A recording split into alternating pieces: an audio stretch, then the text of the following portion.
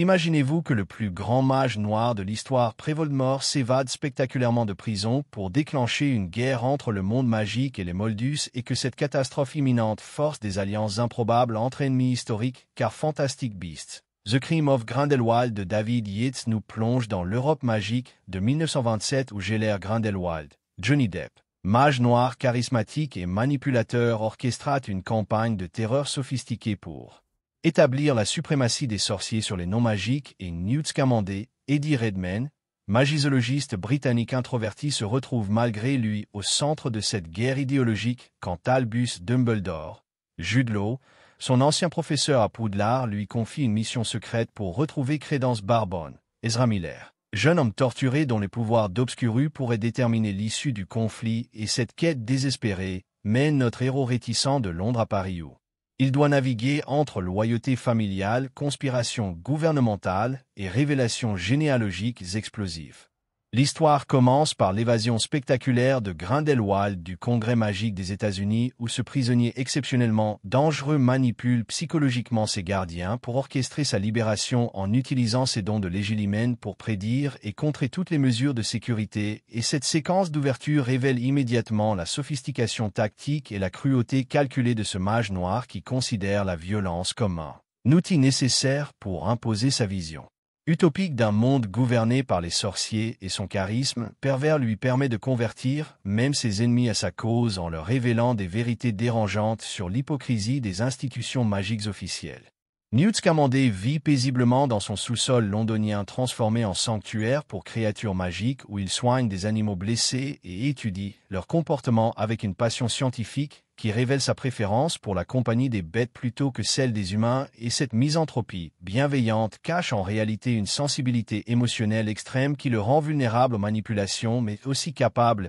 d'empathie extraordinaire et quand le ministère de la magie britannique lui offre de lever l'interdiction de voyager qui l'empêche de quitter le pays en échange de sa coopération pour capturer Grindelwald, il refuse catégoriquement car il déteste la politique et préfère rester neutre dans les conflits humains. Cependant, Albus Dumbledore, professeur de défense contre les forces du mal à Poudlard et ancien amour de jeunesse de Grindelwald, ne peut pas personnellement poursuivre son ex-compagnon à cause d'un pacte de sang magique qu'ils avaient conclu dans leur adolescence et qui les empêche de s'affronter directement. Et cette révélation bouleversante explique pourquoi le sorcier le plus puissant de son époque reste mystérieusement inactif face à la menace grandissante et Dumbledore manipule subtilement Newt en lui révélant que Crédence Barbone a survécu aux événements de New York et se cache quelque part en Europe, et cette information pousse Newt à accepter une mission officieuse car il se sent responsable du sort de ce jeune homme torturé. L'état Lestrange, Zoé Kravitz, ancienne camarade de Newt à Poudlard issue d'une famille de mages noirs notoires travaille maintenant pour le ministère français et entretient des fiançailles avec Theseus Scamander,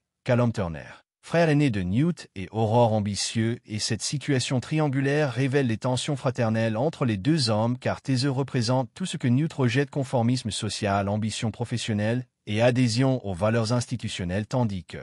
Newt incarne l'indépendance intellectuelle et l'authenticité personnelle et l'État reste hanté par un secret terrible de son enfance qui explique sa culpabilité chronique et son incapacité à s'engager émotionnellement. Paris devient le théâtre principal de cette guerre naissante car Grindelwald établit ses quartiers généraux dans cette capitale européenne où il recrute des disciples parmi les sorciers frustrés par les restrictions imposées par le statut international du secret magique et sa rhétorique séduisante promet la libération des sorciers de leur cachette séculaire et la création d'un ordre nouveau où les magiques gouverneraient ouvertement les Moldus pour leur propre bien et cette propagande exploite habilement les ressentiments légitimes de sorciers marginalisés par les institutions magiques conservatrices et révèle comment les idéologies extrémistes peuvent séduire même des individus bien intentionnés. Crédence accompagnée de Nagini, Claudia Kim, femme maudite condamnée à se transformer définitivement en serpent géant recherche désespérément ses origines familiales au Cirque Arcanus, spectacle forain itinérant où les créatures magiques sont exploitées pour divertir les Moldus et cette quête identitaire révèle la tragédie des obscurus enfants magiques traumatisés par la répression de leur pouvoir qui développent une force destructrice parasitaire et Crédence espère que connaître sa véritable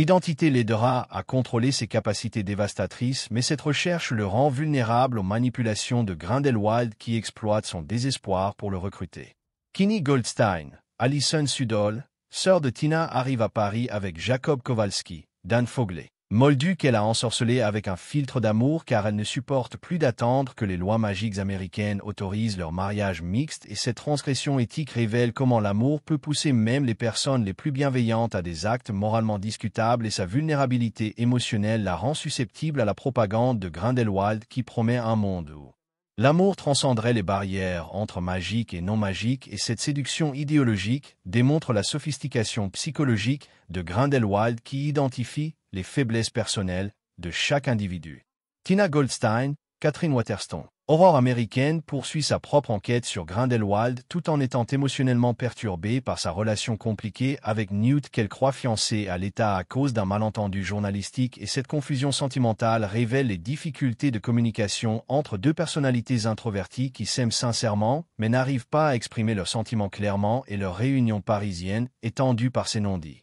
émotionnels qui compromettent leur efficacité professionnelle dans une mission où la moindre distraction peut être fatale. L'infiltration du ministère français révèle l'ampleur de la corruption institutionnelle car certains fonctionnaires collaborent secrètement avec Grindelwald en échange de promesses de pouvoir dans le nouvel ordre magique et cette trahison révèle la fragilité des démocraties magiques face aux mouvements autoritaires qui promettent des solutions simples aux problèmes complexes et les dossiers généalogiques conservés dans les archives ministérielles deviennent des enjeux stratégiques. Car ils contiennent les secrets familiaux que Grindelwald utilise pour manipuler ses victimes et révéler l'identité véritable de Crédence. Le flashback tragique révèle que l'État avait accidentellement causé la mort de son demi-frère Corvu Lestrange lors d'un naufrage quand elle avait échangé les bébés par caprice enfantin et cette culpabilité refoulée explique sa personnalité autodestructrice et son incapacité à accepter l'amour de Thésée et cette révélation démontre comment les traumatismes d'enfance peuvent façonner définitivement la psychologie adulte et compromettre les relations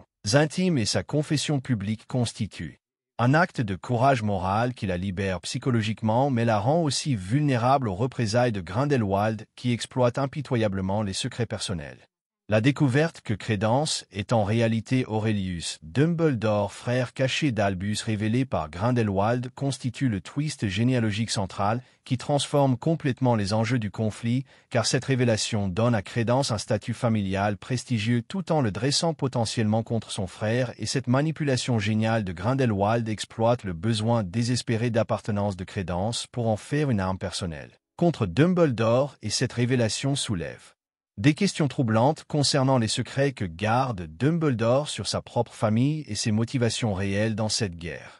Le rassemblement final au cimetière du Père-Lachaise où Grindelwald révèle ses visions prophétiques de la Seconde Guerre mondiale et de l'Holocauste constitue le moment le plus troublant du film car il utilise des vérités historiques futures pour justifier sa révolution magique en prétendant que seule la domination des sorciers peut empêcher ces atrocités et cette manipulation sophistiquée révèle comment les démagogues utilisent les peurs légitimes pour justifier leurs projets totalitaires et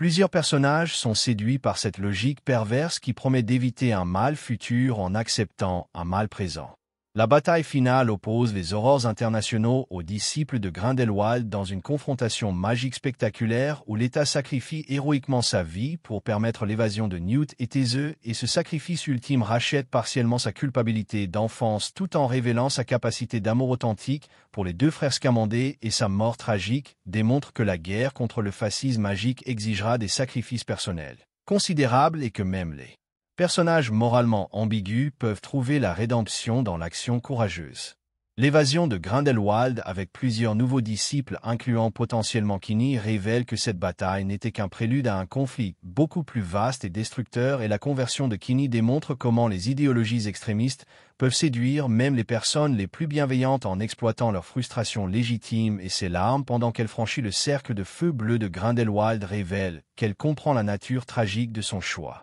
mais ne voit pas d'alternative dans un monde qui lui refuse le bonheur amoureux.